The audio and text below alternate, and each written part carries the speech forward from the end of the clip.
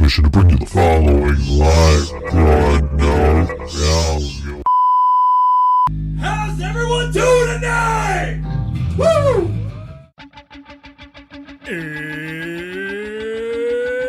It's Wednesday. It's 6 o'clock somewhere. With John ready in his chair. And almost 10 whole people watching from home. Are you ready? I said, are you ready? It's time for the ThinkSoJoE Show!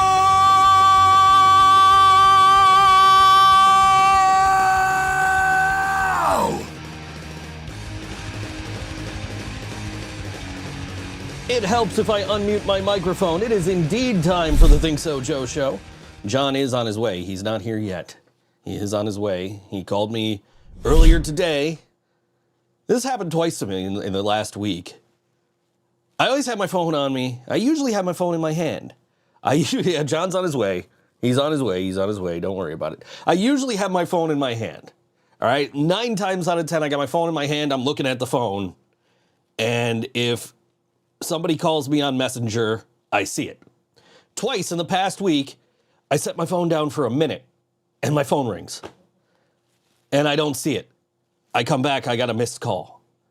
One was John today. Well, I actually got back here in time to get his call. I don't know how long it had been ringing by the time I got to it.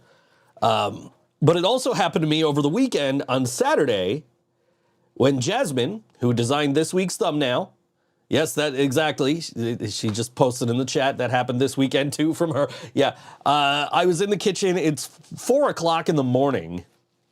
And I'm making dinner, as I typically am at 4 o'clock in the morning.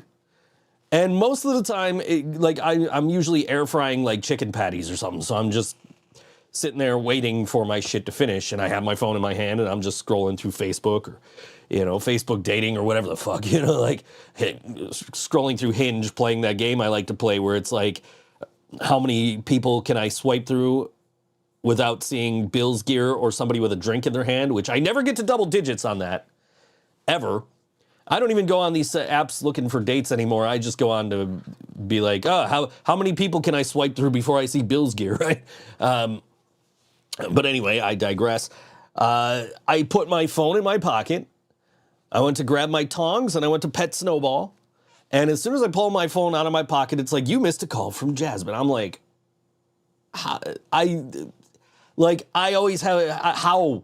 The one time I have my phone in my pocket, somebody's trying to call me and she was trying to video call me and I knew she was in Las Vegas. So I kind of knew what the deal was, why she was trying to call me. So I was like, yo, let me finish cooking. Give me like 5 minutes. So I did not pet Snowball with the tongs, no. Anyway, I literally, I literally finished cooking, came back here. I put a hat on and changed my shirt because it was covered in cat hair. So I was like, and then I was like, all right, cool, call me. I can't guarantee I'm not eating while you call me. And she literally video called me from the Vegas Strip with Leland and Ryan and a bunch of our other friends, Brody. I really wish I could have been in Vegas this past weekend. But I did Saturday night sit home and watch the Leland's wedding ceremony. He got married by an Elvis impersonator in the Graceland Wedding Chapel. I'm sitting here hitting refresh, waiting for the live stream to start of the wedding, and I got Meredith Snow texting me like, when's this wedding starting? I'm like, I don't know. It's supposed to start at 7. We're both refreshing the page, and Karina's like, when's this wedding starting? I'm like, I don't know. Jasmine texts me. She's in Las Vegas for the wedding. She's like, when's this wedding starting? I'm like, I thought you would know. She's like, I'll get a hold of Ryan. I'm like, yeah, get a hold of Ryan. He'll know what's up. And then as soon as I said that, the wedding started, and it was an amazing ceremony. Everybody looked so wonderful. Leland, I'm so jealous of that suit Leland was wearing. Yeah, it was amazing. It was great. Yeah, I don't think she was in the. Were you not in the building? Like, you were there and you went to like the reception afterwards. Were you not in the building, Jasmine, for the actual wedding itself? Which, I mean, when I mentioned to Leland about me possibly going out there, he was like, dude, I don't think you're going to be able to fit in this chapel. But you could come anyway and join the party. Like, all right, cool, man, cool. And then she wasn't in for the wedding. I'm like, yeah, cool, man, cool. Like, that's fine. Like, I just want to be there for you. And then I just couldn't, I couldn't afford it, first of all. And second of all, I got COVID. So I wasn't going anywhere. Hey, Hip Monarch's in the chat. We're playing them a little bit later on. They got a big album release show coming up this Saturday night at the Tudor Lounge. And we're going to be playing a track from that. Yeah, apparently I did karaoke. There looked like there were plenty of seats, but they also looked like they were pretty full. So I can imagine that, if I did make it out there, I wouldn't have been able to actually go. But I got COVID. Like not last Friday, the Friday before, I just didn't feel right. Like, I was watching wrestling. I'm like, you know what? Screw this. I'm gonna go lay down for a little bit. And then I got up, and I still didn't feel great. I did like the bare minimum of work. And then the next day, I was like, wait, I think I might have a COVID test that's not expired yet. And I found this COVID test that wasn't expired, and I was like, I need to take this test. And I took the test, and it was just so faint, just barely came up with the line indicating that I had COVID. So it's like, fuck. And I had like a headache a little bit, but otherwise I was okay. And then the next day I was fine. I actually saw my landlady the next day. She's like, how are you feeling? I'm like, I feel great. I just can't do anything for 10 days. And then we had to cancel the podcast last week. We had to cancel band practice. I finally left the house on Monday because I had to pick up a prescription. And I finally, that was the first time I left the house. I had to, dig up a mask. I had a better excuse than some, she says. Anyway, so I had to dig up a mask, and I pull out this bag of, not the N95s, but actually, I get it in my back pocket still. Hold on. What the fuck kind of mask is this? The KN95. So I got the KN95 mask, and I look at the bag, and it's like, expires in September 2023. I'm like, oh, shit, that's now. So luckily, I had masks that were still valid and wore them to the pharmacy and got my prescription. My buddy texted me Friday. He was like, man, do you want to go to the record store? I'm like, dude, I got no money and I've got COVID. So no, I think I'm going to skip out on you this week, bud. Like, I really would like to go, but I also don't want to, I could have gone and just worn a mask because, as soon as I tested positive, I'm like, let me read these guidelines. And the guidelines were like, you have to isolate for 5 days. And then after 5 days, you can start being around people, but you have to wear a mask for 5 days. And I'm like, all right. And there were a lot of good shows last week. Yeah. I had actually started programming last week's podcast right after the previous week's podcast. I actually had a song from the Barksdales queued up, ready to go. In my playlist for episode 2, what are we on? 76, 370. What episode is this? 376. I had a Barksdales tune pulled up because I knew they were playing at Tudor Lounge, and I'm like, oh, that's gonna be a killer show, and I'm gonna play a song from that, and I'm gonna go to that show. And then there was like Karma Queen and Lovebox were playing a show, and then some other bands I like. When Legion's Fall was playing a show somewhere, I'm just like, damn, there are so many fucking good shows going on, and I can't go to any of them, but I already had the Barksdales programmed ready to play. So when I went to go start the playlist for this week's show, I had to delete the Barksdales song because it's no longer relevant. I like to play bands that are playing shows or just put out new music or whatever, and the Barksdales played last weekend. So playing them this week does no good for anybody. But one of the bands that they were playing with was Rad Ops, and Rad Ops is playing this weekend, so I was like, screw it, I'll play Rad Ops this week. Yeah. You guys had to go social. Listen to this. Me and John had to go socialize for you, then we realized we're not as social as you. Ha ha. I always tell people I am an antisocial introvert. And I totally am. I really am. It's just like people come to me and talk to me and I will hold a conversation. 95% of the time, I don't know who the fuck I'm even talking to be perfectly honest.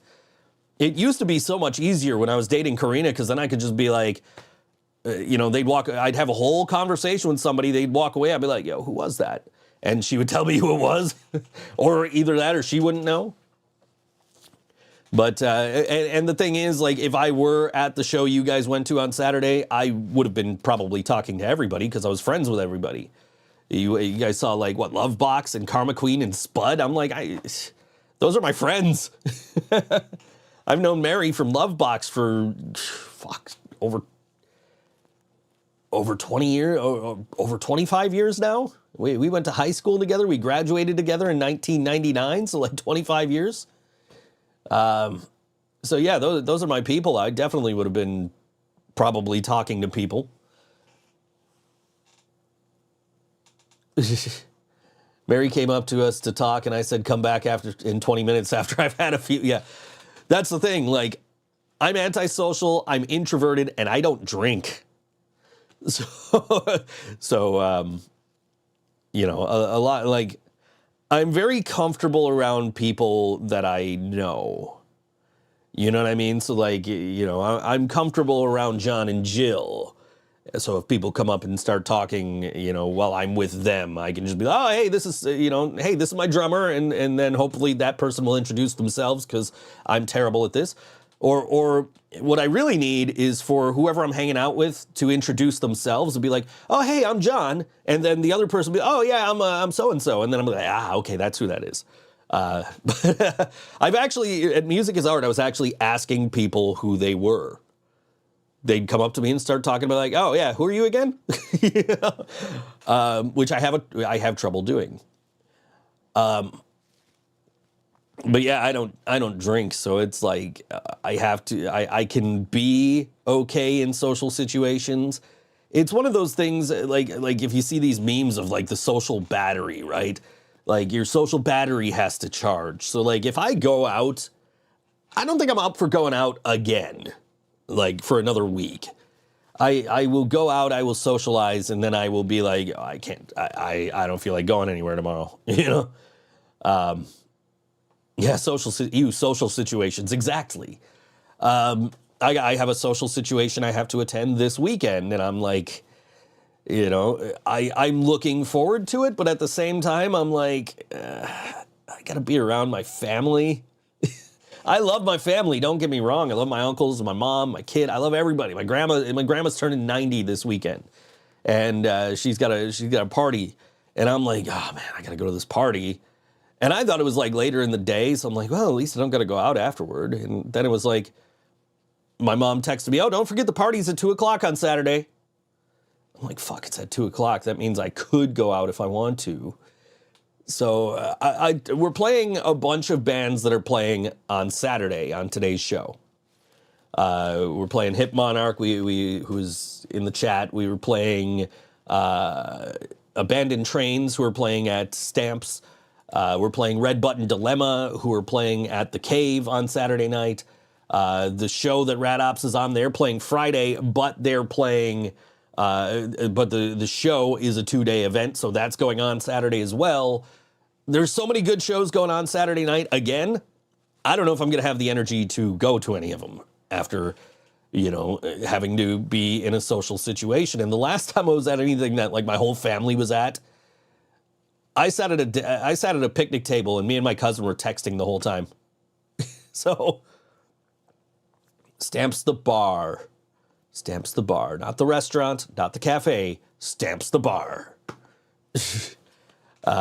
Which it's a Misfits tribute act playing on Saturday. They're doing songs from every era of the Misfits. So if you like the Michael Graves Misfits shit, but you hate Michael Graves, but you still want to hear it live, you could go to Stamps on Saturday night. Stamps the Bar.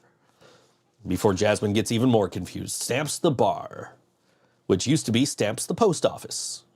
I'm sure it wasn't called Stamps back then, but it's called Stamps the Bar because it was a post office. I digress. Where the fuck is John? Anyway, yeah, but that whole thing of like, you know, I have so much social battery and it drains, and like, but at the same time, you know, shows are my happy place. So I am always happy to be at a show, you know, especially once the music starts. I don't know if that's going to work. We've tried doing remote co-hosts recently, and it's just, don't go to Stamps October 28th. That's when Blood Dances. Oh, that fucking shit. Oh, man. Tell me the actual name of that band so I can warn people not to fucking play with that band. Because I just, that whole situation was ridiculous. We got this message on Instagram, and they're like, "Hey, do you guys want to play with us on this show at this date?" And look at that, I'm on the guest list for Tudor if I want to go. I appreciate it, man. 9 times out of 10, I can just walk into Tudor anyway. I would rather pay to get into your show though, so you guys get paid. Like I'd rather do that. As a performer, as a promoter, like, let me support you. I appreciate the guest list, but let me support you. Brody wants to know why what? But anyway, so this, why I can't, we were having some tech issues the last time we tried to do mobile co-host. John will be here shortly. I'm not worried about it. But yeah, we got this text from this band. Oh, the band. Okay, I'm going to tell that story. We get this text from this band through our Instagram, and they're like, "Hey, do you guys want to play this show?" And we were already knowing we weren't available for this date. Makes My Blood Dance, Alpha Centauri Records. We get this text, and they're like, "You guys want to play this show?" And you know, we've already established we're not available October 28th. And our bass player chimes in like, "Yo, they tried to get my other band, and the terms are ridiculous." And he starts telling us what these terms of this you know, of playing with this band are, which was something like, you get a set amount of tickets, and whatever tickets you sell is what you make, but you don't make any money until the band makes their money. It was something stupid where like the band was like, "Oh yeah, we're gonna sell the place out, and you guys will make money." Except you don't get paid until they get a certain amount of people through the door, which I think was like 150, right? Jill, correct me if I'm wrong on any of this, because I'm just going from memory here. But like basically, once they get 150 people, then whatever else comes in, the bands get paid. The rest of the bands get paid. I don't know. I've played with touring acts. I've booked touring acts and not had shit like that. But here's the thing: is that you buy 12 tickets from them. That's what it is, and then you have to sell the tickets. And the thing is, they're like, anything over 150, you guys get paid, except the venue that they're booking is 140 cap venue. So they're guaranteeing you're not getting paid, basically. Yeah, this wasn't the usual, they're well known for scams. There's actually, I've seen posts since then of bands saying, "Hey, watch out for this band. Don't listen to don't, you know, ignore these guys if they jump in your inbox." Apparently, they just messaged everybody. They once said all the ticket sales go to a charity and then pocketed it all. Yeah. yeah, this band is well known for being scammers. It makes my blood dance. Is that what they're called? I gotta scroll up in the chat here because makes my blood dance from Alpha Centauri Records. Yeah, it was not your, yeah. It was definitely some kind of scam that they were running. It was not your typical national tour package coming through like, we get this much money and then you get paid. Like, it wasn't like we get a guarantee and then you get paid. It was like, well, we get the first 150 people through the door in this 140 cap venue. Excuse me? And then you want you're saying you're going to bring 150 people in, and then you want all the bands, and you're booking like 6 bands on this bill to sell, like 12 tickets each. To who? If you're bringing 150 people, we can't bring any more people in. So what, are we going to sell tickets and they're going to get to the door and be like, oh, we can't take this. You can't come in. We're over capacity already. Or, and some venues, I'm not necessarily saying stamps. Some venues would probably just, not even count and be like, oh yeah, come on in. I'm not saying stamps would do that. But yeah, it's definitely a scam. Like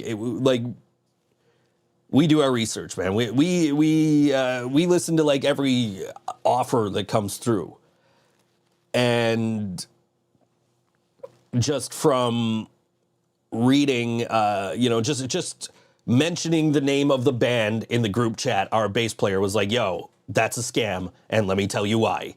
And just like, proceeded to tell us his other band, their interaction with this band. So if you're in a band, you get an email from Alpha Centauri Records, or a band called Makes My Blood Dance, fucking send it to spam. Don't even fucking read it. It's not worth your time. I'm in the living brain dead. Me and my co-host, who's not here yet, we're in the living brain dead, and we're actually... our next show is October 13th at Evening Star. Keep thinking I'm hearing John, but I think it's my beard rustling up against my microphone. Anyway, with XM Priory and AC Anton on October 13th at Evening Star. Coming home to Niagara Falls. So if you guys are in Niagara Falls, you're watching the show, looking for something to do for Friday the 13th, which I found out is actually the day that the Taylor Swift concert movie premieres. So we get to compete against Taylor Swift. He left an hour. Yeah, so if he left an hour ago, he'll be here any second now, because it does take John an hour to make this 30-minute drive. He'll blame it on traffic, I'm sure. but yeah. Yeah, the Taylor Swift, allegedly, what do you mean allegedly? The Taylor Swift concert movie comes out October 13th, so if I suppose I can forgive you if you'd rather go to that. I don't know if that's like what Metallica did, where they're, yeah, allegedly, I don't know if that's like what Metallica did, where it's one night only. They're showing it live in most theaters, or maybe on a tape delay due to time zones or whatever. Or if that's just like, oh, this is going to be in theaters for a while. So if it's just the one night thing and you couldn't get tickets to the Eras tour, I suppose I can forgive you if you go to that instead of coming to us. But no, Jasmine is not actually Laura. I don't know where the hell Laura is. She vanished. But yeah. But hopefully you'll all come see us instead, because it's going to be a killer show. I wouldn't even be playing music right now if it weren't for XM Priory. But yeah, anyway, that's coming up. But yeah, Makes My Blood Dance. Don't, just send them right to spam. Fuck them. They're trying to scam you. They're trying to scam people. I hope they could, she could have stole Jazzy's pick and is pretending. Imposter. This is, Jasmine's had a lot of imposters lately.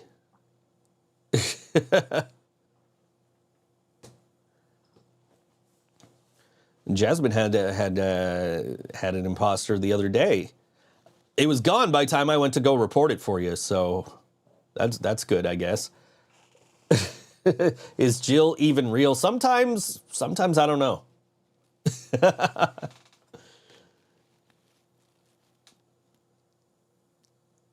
Quick, what's Laura smell like? I have no idea what's going on in the chat right now. All of a sudden, Jasmine's an imposter, and Jill wants to know what Laura smells like. Anyway. Yeah. What were we talking about? Never met her in real life. I don't think anybody's met Laura in real life. Plug what? What am I plugging, Dewey? Dewey wants me to plug something. See, the last time they jumped into the chat and said, "No, I'm not. I have a co-host. He's right here. You don't see him." Anyway, no, he'll be here. He'll be here. Hey, I've gotten through 26 minutes of this by myself. I don't know if I can pull off another hour and a half, so I hope John's okay and almost here. But the answer is the bottom of a canoe. I'm waiting for Dewey to tell me what I'm supposed to be plugging. Mark wants a sniff. Sex monkey. Jasmine says she's co-hosting after the break. It is like I'm talking to myself. You've watched my gaming streams, dude. You know I can... No. We've been having so many issues with, like, outside communication into the studio. Like, that's why John, like, makes sure he's here every week now, eventually, is because we were having so difficult of a time just the 1 week. And we blamed it on XM Priory because we played them on the show, and that's usually how it goes when we have anything related to that band on the show. So imagine how it's going to be the week before we play Evening Star October 13th with them, because we'll probably ask Nick to come on the show. John told me about his phone call yesterday. We were supposed to apologize. You were supposed to apologize? Yeah, what the fuck? John told me about that, and I was like, dude. So basically, John had a falling out with somebody. They called to apologize and was like, okay, now it's your turn to apologize. And John's like, apologize for what? He's like, well, you know, the way Jill talked to us and what Joe did to us. And I told John, I said, dude, I don't, like, unless I feel bad and tell you to apologize on my behalf, you don't fucking apologize for me ever. And I'm sure Jill told him the same thing. Okay, so Dewey has a film role on Friday, and they've given him no guidance. How bad did they fuck up? I'll tell you what, Dewey, I can relate. I had a film role. I went to New York to be in this movie, and it hasn't come out yet. I got an update recently. They said that it's, you know, they're still working on it. They're working on finalizing some effects and stuff, and eventually it's going to come out. But I read the script, and I was like, where's my part? And she tells me what page it's on, so I go to the page, and I'm like, I don't have any lines. She's like, oh, I know. Like, we're just going to rely on your great facial expressions. So I got to New York, and there was all kinds of problems. Like, I was going to go meet up with my friend during the day, but the art store that she worked in / was filming in flooded, and she couldn't. Dewey's shooting a porn. How bad did they fuck up to give you no guidance? Just, yeah, okay. That's an even better question. How bad did they fuck up to give Dewey no guidance and tell him to just do him? Yeah, Dewey dug out his megaphone. I'll tell you, that's about as good of an idea as me handing Nick Lucido my phone and saying, here, shoot video. I'm sure there's going to be a lot of close-ups of Dewey's crotch. Just like when I handed Nick my phone and told him to shoot video. Dewey with a megaphone. Long story short, though, my trip to New York, we ended up doing the scene, and I played an exterminator, and I didn't have any lines. I just had to hold some mouse traps. and have an evil grin on my face, I guess. I don't know. But the only thing they told you is to eat in every... Oh, I hope you puke too. In a good way. Not like I hope you get sick. I hope you puke on camera and just... It would make for a great movie scene, I'm sure. All right, we're going to play some music now. We're going to talk about... we actually got invited to play this show, but we had to decline because we were kind of like coming off Music is Art and about to get ready to do this October 13th show that we've been... we're going to debut some songs on and stuff like that. Dewey hopes he pukes all over the bus, and then someone eats his puke. Oh, that would be epic. But anyway, this is this weekend, Amy's Palooza, September 29th and 30th. It's at Amy's Place, 3234 Main Street here in Buffalo. And that's Friday. It starts at 5 o'clock with bands including Prairie Pavement, 3QD, Division Rivals, Lobotomite, Radical Operations, Lee Duke, TTTT, and Selfish Act. Ben Alisi and a Dance House After Party Saturday. I'm getting there, Jasmine. Saturday, 1 p.m. kickoff with Wolfenstein, Neon Fantastic, Jezeb, Asteroid Day, The Queen Guillotined, Heathens, Bozo, Jolly Cypher, Good Dude, Jake King, Kent Wood, Little Beast, 83, Echolocator, Wiley Something, Rat Hazard, and FMDBD. I'm sure that stands for something. And then G-Nox and a Deep House After Party, and then there's some other stuff in there. OV Lust, Bum Magic, Troy Machina, Booze Beads, Let's Get Candied, Little Mama Self-Care. Oh, vendors. These are vendors. Dual Trine Tarot. It's $20 for 1 day, $30 for 2 days. VIP for $40. You get your drink ticks and a pre-roll, whatever that is. That's at Amy's Place, 3234 Main Street in Buffalo. It doesn't have ages listed on here, but it is cash or cash app upon entrance. And we're going to play one of the bands that's playing Friday, which is a 5 p.m. kickoff. And this is Rad Ops. We're going to play a couple of songs by them because they're so short. So we're going to play two of them. This is Rad Ops. This first song is called BS2 on All WNY. ThinkSoJoE Show.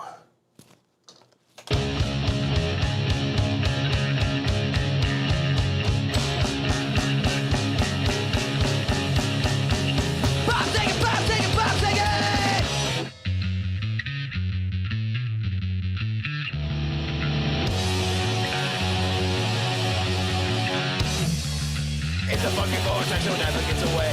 Something we all deal with every single day. Frosters on my windshield, there's all this in my nose. With this fucking windshield, 17 below. A train that goes to nowhere, the roads are never plowed. I just wanna leave here, something that I found. Put it in my earth, so yeah, it's my fucking hood. Even though we try to hate, we all have Buffalo. Buffalo! Why did he do this to me? We all love you, can't you see? Buy me some chicken wings and pour me a blue. I'll be drinking until 4, and I know so will you. Green elevators loom me, our sports fucking suck, but we're loyal fucking assholes and we don't give a fuck. It's no Buffalo soda, we tend to never win. You better watch your back if you call me Canadian. Buffalo, why do you do this to me? We all love you, can't you see?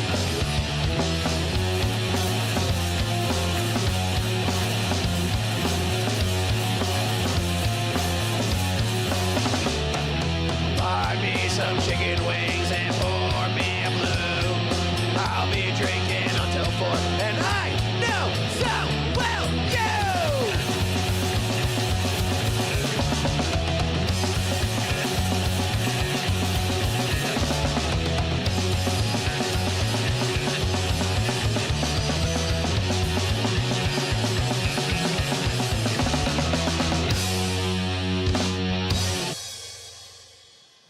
Rad Ops, that second song called Buffalo. The song before that called BS2. The song before that was only 26 seconds. And I player. I just showed up. John just magically appeared. I knew I shouldn't. I moved the camera a little bit, and now we're kind of. I'm gonna fix it. Okay. Fix it. We're still kind of, we're good enough. Good enough. Yeah, good enough. Anyway, you're wearing a hoodie in here, man. You're nuts. It's fucking warm in here. It's cold outside. It's cold outside, but it's warm as fuck in here, dude, with all this equipment, all these lights, all that. Anyway. Did I miss anything? Yeah, we were just talking about you. We were talking about... How late I am, always. Well, that, and also how long it takes you to drive here from Jill's house. And also... Oh, yeah. Traffic's horrible. I called it, didn't I? He blamed it on traffic. Anyway, and we were talking about traffic, man. We were talking about your phone call you got the other day, asking me and Jill to apologize, or asking you to apologize for me and Jill. I talked to Jill about that. Yeah, she's the one that brought it up, so I forgot all about it honestly until she mentioned it, and it's like, oh yeah, that's right. I remember I told you don't fucking apologize for me unless I ask you to. I'm not sorry. I'm not fucking sorry either. That shit was hilarious. And like I said, if I got to apologize, Nick has to apologize too. Because he started it. Yeah, that ain't happening. So the story is, John had a falling out with some people. Longtime friends. And they kept trying to call him.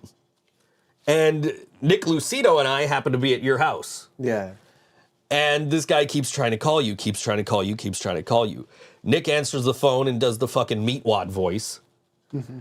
And then the fucking Christopher Walken voice and the Macho Man voice. Mm-hmm. And then you're driving me home afterwards. I don't know why Nick didn't drive it. Like, that doesn't make any sense. But you were driving me home afterwards. Maybe we had something to do after. We went to the practice spot. That's right. Okay, because that was back when we had a separate practice spot. So we're in the car driving to the practice spot. Your phone just keeps ringing. I'm like, dude, one of these times I should just grab your phone and answer it and be like, "Welcome to Movie Phone." Steve Lockwood, thanks for the donation. I just now saw that. Abandoned trains like the stream. Anyway, but so your phone rings again and you just go. I'm like, fuck, really? Okay. So I answer the phone. I'm like, "Thank you for calling Movie Phone. If you know the name of the film you would like to see, please enter it now." Hey, Mark. And then they hung up. Yeah. And they just kept trying to call. We were back at the practice spot. And I had my phone in my hand, and you handed me your phone. Sabres playing the Leafs right now in a preseason game. Anyway, so you handed me your phone, and I had my phone pulled up. Yeah. And so I was like, one of these days I'm going to do this. So finally, like, I answered. I did the "Welcome to Movie Phone," and they didn't hang up, and I heard somebody say something in the background, so I just went, "You have selected Debbie Does Dallas." Debbie Does Dallas is a 1978 pornographic film produced and directed by Jim Clark and starring Bambi Woods. The plot focuses on a team of cheerleaders attempting to earn enough money to send the title character to Dallas, Texas to try out for the famous Texas Cowgirls cheerleading squad. And they just kept calling, and every time they would call, you're just like... I don't know how you kept a straight face. Dude, I don't know either. Especially doing that one. I can't believe I didn't break doing that, but I just kept with it. So they want me to apologize for that. I thought it was hilarious. I thought it was hilarious. What the fuck am I apologizing? I don't fucking know you guys. Fuck you. John, you are never allowed to apologize on my behalf unless I ask you to. Everything would have been cool. As long as they didn't ask me to apologize. Yeah, that's fucking stupid, man. You didn't do nothing. Talk to me that way. You let us talk to him. Yeah, fuck that. No, they were sticking up for me, actually. Yes, we were. Exactly. What the fuck, man? No, I handled it. What was this over? It was over like $5 or something, wasn't it? Was that the $5 more in rent? Was that the gist of it? Was like you would have had to pay like $5 more in rent? Yeah. Or they would have had to pay $5 more in rent because we were like, why the fuck are you paying twice? Yeah, they want me to pay $80 a month. So stupid. Well, so fucking stupid. Everybody pays. They pay $35. That was so fucking stupid. We're splitting the fucking room. Why are you paying twice? You're in two bands. You're in two bands. Yeah, but you're paying for one room. Yeah. And it's fucking stupid, man. Fucking ridiculous. Debbie Does Lackawanna is apparently not as good as a film. I would have no idea. Honestly, have you seen it? I don't know. No. I got a lot of people commenting on my shit today because I posted this is one of the best death scenes in movie history, and it's Heroin Bob. Yeah. And we were talking about SLC Punk the other day. You called me. We actually talked for like an hour and a half the other day, dude. Like, Yeah. we never have phone conversations really. We talk when we get here, and we talk when we're at practice, but otherwise, or like when we're hanging out, but like we never have phone conversations. So that was kind of cool. I was rearranging a room at the time, and you're just like, what's going on? Never talked to you about my mental health stuff. Oh yeah, I mean we've definitely talked about mental health stuff. That's super important. Like that's why at the end of the show every week we show those important phone numbers. Like Yeah. and like SLC Punk, one of his top 10 films. Yeah, mine too. Definitely right up there. It was the anniversary the other day of the premiere in Germany. And I got under the impression that it was the... see, I told you it was warm in here. Yeah, you're right. Anyway. Outside is different. Outside, yeah, of course outside is different. There's not all this equipment heating it all up.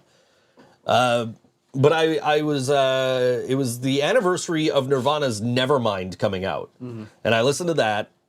And then I was just trying to see like what else had come out that on that day in music history. And it says SLC Punk premiered on this day. And I'm like, ooh, I got to watch that tonight. So I did. Hip Monarch is huge in Germany. I'm sure your new EP is doing fantastic out there. I don't know. I should check the Spotify and see where we're getting listens from. Now that I have control of that. Oh yeah. We gotta get new music up, man. We gotta get music that sounds like us. Especially with Joe on it. Exactly. We don't have anything that sounds like us anymore. Everything sounds like what we used to sound like. Everything sounds like that album up there. Falls Count Anywhere. You guys can't see it, but John can see it. I used to have it too. You used to have it. I don't know why you... There's only 4 in the world. John gave his away. You can always get another one. Somebody else could do it. But then there's 5 in the world. What do you mean? There are 4, so if I get another one, there's 5. Yeah, so? So they're not as rare. It is. It is not. It's one less rare. I'll pay you. I'll figure it out. I was looking at the site where I got those the other day, so they are back down to the price I paid for them. You gotta get a frame like that. You gotta get the frame. You gotta get it. Yeah. Looks like it's legit. I'll tell you what. I don't have the money right now for it either.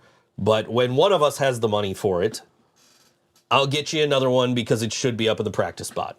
Yes. So on the wall. Yes. So there will then be 5 copies of Falls Count Anywhere out there. I know who has the fourth one. So. I don't know who's got Brian's, honestly. I think Mark's probably got it. Mark Lee, he's probably got it, but I don't know for sure. Hey, Jill, if you're still looking for a PA, my buddy Mark said he's about to start selling some PA equipment. So I told him I would let you know when he does. Yeah, she started a reggae band. Yeah. With Sean and her brother. She mentions it in her Wretched Sound magazine interview. Oh, she does? She mentions that she's playing guitar in a band. She also mentioned that we do push-ups before the show, which is not true. I don't do push-ups before the show. You just laugh at us. I watch you guys do I suggested before Music is Art that we do burpees, and you guys are like, what's burpees? And I had to show you what a burpee was. What's a burpee? Oh, yeah. And you're like, nah, we're not doing that. You got me and Shane doing claps. Yeah. Push-ups, clapping. Yeah, I can't do that shit. You guys are, that's all you guys. Buy our merch. Yeah, anyway. Please, buy our merch. Anyway, yeah, no, seriously though, like you guys are doing push-ups. I'm just like, why isn't my wireless working? I'm trying to get shit going on stage. Like, I don't remember the last time I seen you. Teenage Bottle Rocket? No, it was the Thursday after that for band practice. And then I got COVID the next day. So it's been like a week and a half. Oh, yeah. Because I got my symptoms showed up Friday after band practice, and You finally then got it. It was the first time you got it? Or? first time finally caught up to me. I tell you what, I don't think it was the first time I had it. I think I might have had it like before people knew what it was. Before like you could test for it or whatever, like, and just I feel like I had it before, but like I'm vaccinated. And I got it, and I was uncomfortable Friday night. I wasn't like sick. I was just like, kind of couldn't breathe and like couldn't control my body temperature really Friday night. And then Saturday I felt much better. I just had a lot of phlegm, and I couldn't talk for long periods of time without having to like stop and take a breath. So, which given my job kind of sucks, but, and I was just using COVID as an excuse for everything. I'm like, oh man, I'm sorry I couldn't get this to you sooner. I got COVID finally, and I just didn't, I'm doing the bare minimum, man. Like, I was still using it as an excuse yesterday. I messaged the client. I'm like, yo man, I need an extra 24 hours on this. He's like, okay, cool. I'm like, yeah, man, I got COVID and I couldn't get started when I wanted to. He's like, it's all right. But anyway. Yeah, like Saturday I was sick, and then we already promoted your stuff, Dennis. You were late. we already talked about Amy's Palooza. You guys are Friday, $20 at the door, or $30 for the 2-day pass. VIP is $40 for drink ticks and a pre-roll. And there's an after party, and there's all these great bands, and that's why we played Rad Ops today, is because they are also playing on Friday night with you guys. So we're one step ahead of you this time. You're at the Gen V premiere. What's Gen V? I don't know. I'm an asking the wrong person. Yeah, I don't know either. Anyway. Don't we got a show coming up? Don't we got a show that we're going to in the town ballroom, or? Bush. We're going to Bush, but there's... no, at Riverworks, we're going to see Dropkick Murphys and the Interrupters. Yeah. So I actually got invited to go to Syracuse and see that show this Saturday. For free.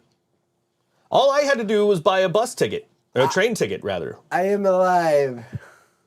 Traffic, horrible. Yeah, I blame it on traffic. I should blame it on myself. It's my fault that I'm late. Sorry, Joe. It'll never happen again. I'll make sure. You better apologize. And apologize for... No. Apologize for somebody else, too. I'm sorry. They're a great teacher. That I failed that math test. So I got this call the other night, or text anyway, from my buddy Brandon. He was like, hey, Sarah can't go to this show on Saturday. Do you want to go with me? All you got to do is pay for your train ticket. The ticket to the show is free.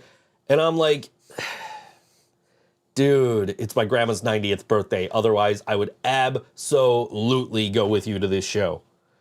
And then I find out that my grandma's birthday is at the party's at 2:00. I don't think I would have been able to catch the train. See you later, Jill. I don't think I would have been able to catch a train out to Syracuse that late in the day to get there on time. So I still, wasn't about to be like, yo, actually I might be able to go. But that would have been cool to travel with Brandon and go see that show early. Because I love the fucking Interrupters. I've seen Dropkick and I've seen Flogging Molly more times than I can count. This will actually be my first time seeing all these bands live. And literally, if you've seen Flogging Molly or the Dropkick Murphys, you never need to see them again because it's the exact same fucking show for either of them. They're interchangeable in my book, honestly. Ryan used to get pissed off at me because I would say stuff like this. Like the same set? I don't think it's the same set, but it's like, you've heard one Irish punk band, you've heard them all. Gotcha. Honestly. And Ryan's like, I can't believe you don't like these bands. I'm like, it's not that I don't like these bands. It's that I've already seen them each 5 times.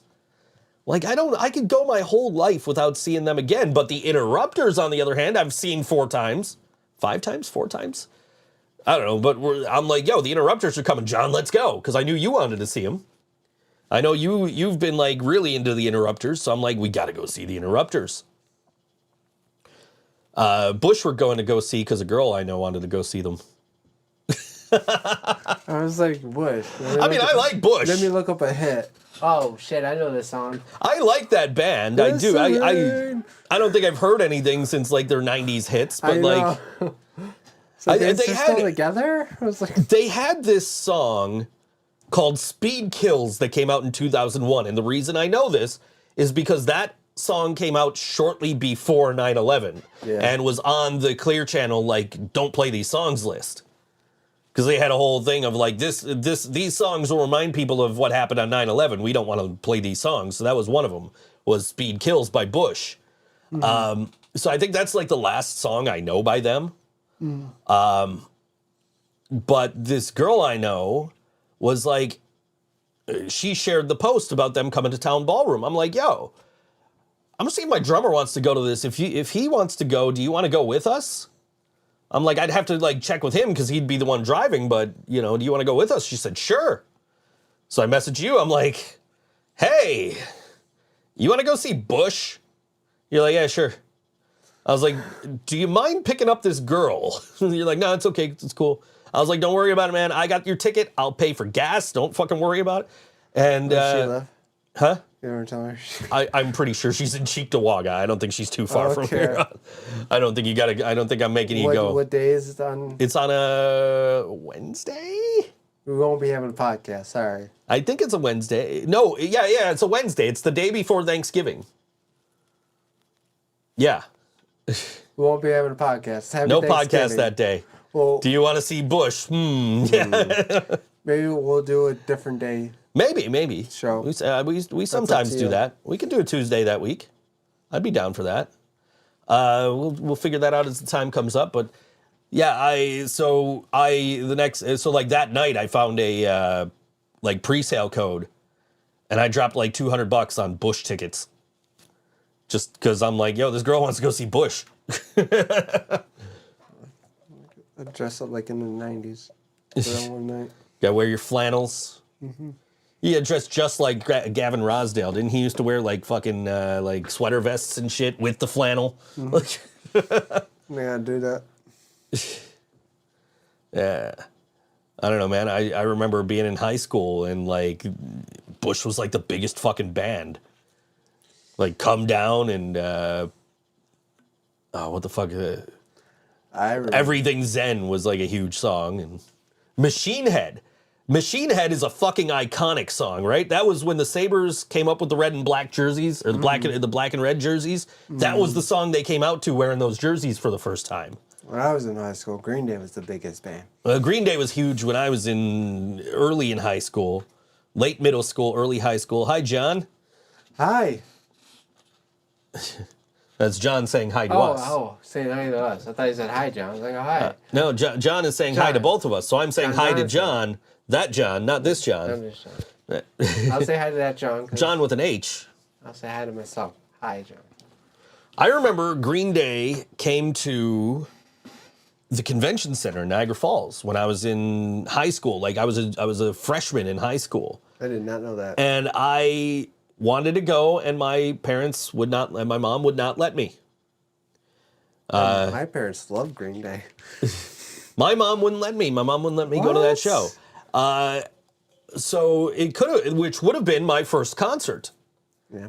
So I'm just wondering how different my life would have been if my first concert was Green Day in like 95. Ooh. As opposed to Metallica in like 97.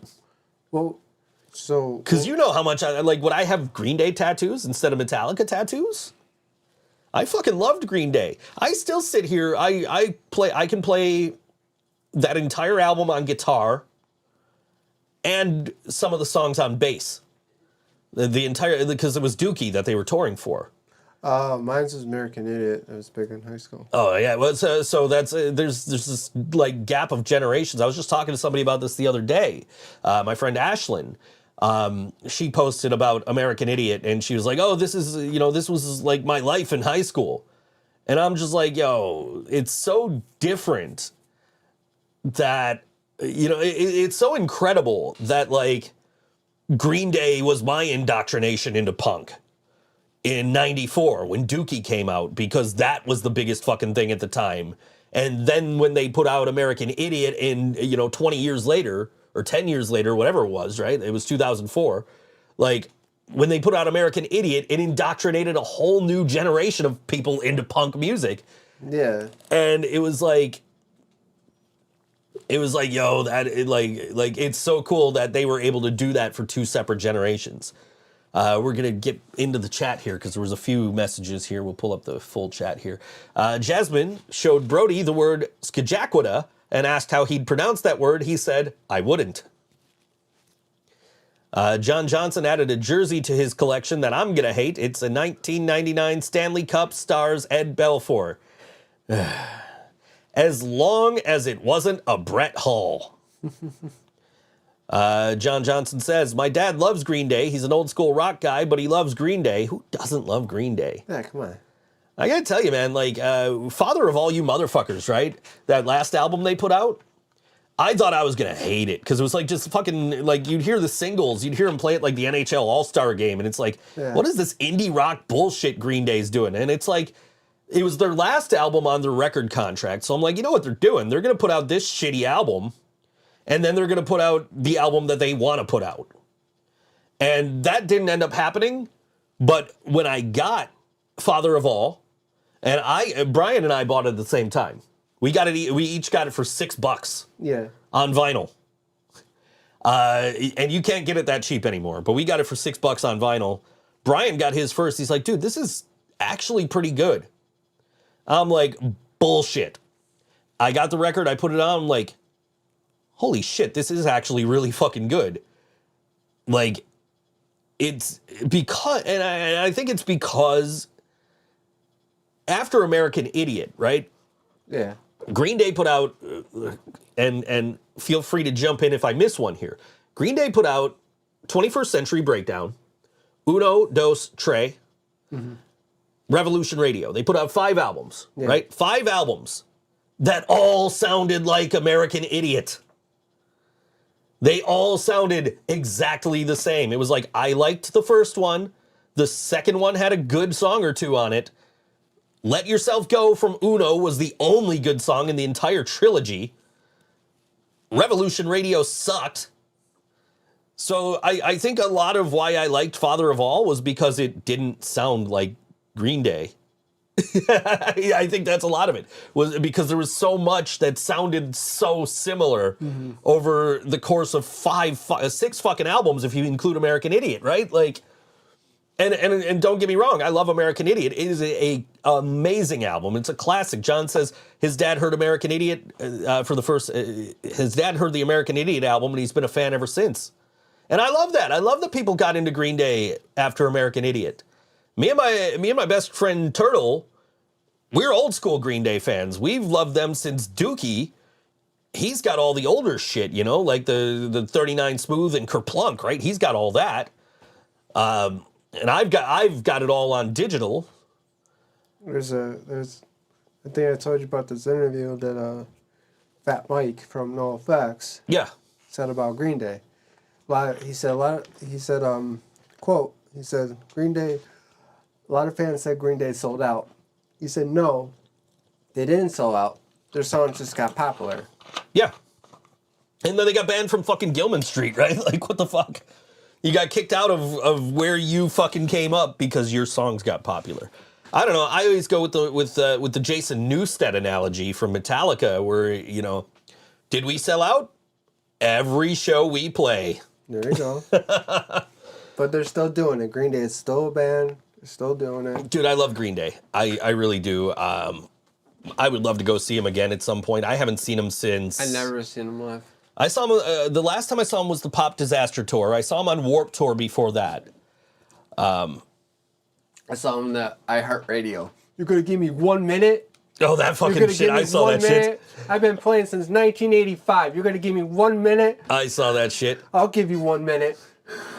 back into the chat. We got Raymond. He says Bush, No Doubt, and Veruca Salt was his first concert. I've seen No Doubt. This will be my first time seeing Bush. I would love to see Veruca Salt. I fucking love that band. So your first show was Metallica and Corrosion of Conformity. Fortunately, my first show was Hawthorne Heights. Hawthorne Heights, I've seen them twice.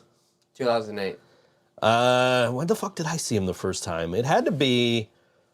it must have been like 2003 or 2004 I saw them. Like right when they first came out. When they were all over the radio, I saw them. With Sum 41 and... Fuck, what was the name of that band? They had a song called Seeing Red. Yeah. And what the fuck was the other one? But I'm trying to think of the name of the fucking band. But I had all the respect for them because they had a contest after their bass player passed away. And they took the 4 of the best local bands each town they went in. Yeah. And we entered, Steph entered Say Goodbye from Jeff's old band. And we recorded it and then sent it for the contest. And we were the 4th pick they picked. And they gave us 100 more likes on Facebook. Nice. Because they picked our song. All right, we're going to play a song. And when we come back, I'm going to figure out the name of the band that I fucking saw with Hawthorne Heights because I can't think of their fucking name off the top of my head. We're going to play a song from a band that has a show coming up this weekend at The Cave, which is... it doesn't give me an address. It just gives me coordinates. Thanks, Facebook. Anyway, they're playing at The Cave. And it's Red Button Dilemma with guests Pretty and Plaid. Doors at 7 o'clock. Pretty and Plaid's on at 8. Red Button Dilemma's on at 9:30. Tickets are $10. Red Button Dilemma is a 3-piece original band from Buffalo, influenced by alt-rock, new wave, and shoegaze. Atmospheric guitar, driving bass, and calculated drums accompany a dark lyrical journey. And we're going to play a song from them as soon as I load it, because I still have those 2 fucking... I didn't load it after the Rad Ops songs. Anyway, this is Red Button Dilemma. It's still loading. You got to give me a second here. It's taking its sweet-ass time. Fucking technology. Batman's Place, The Cave. Yeah, exactly. Is it loaded? It's not loaded yet. It looks like it's loaded, but it's not loaded. I wonder what... Oh, it is. I'm looking at the wrong track. That's why. Duh. Anyway, this is Red Button Dilemma. This song is called Lower on All WNY Think So Joe Show.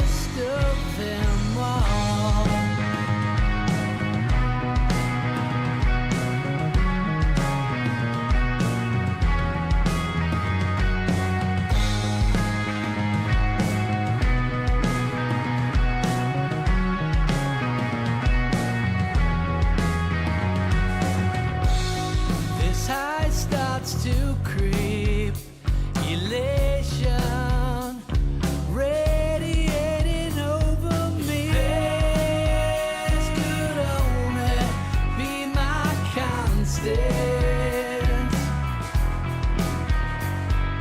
there'd be nothing I couldn't accomplish.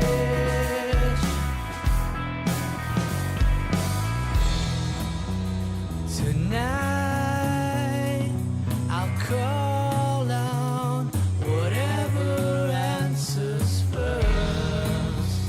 Tonight might be the brightest, greatest of my life.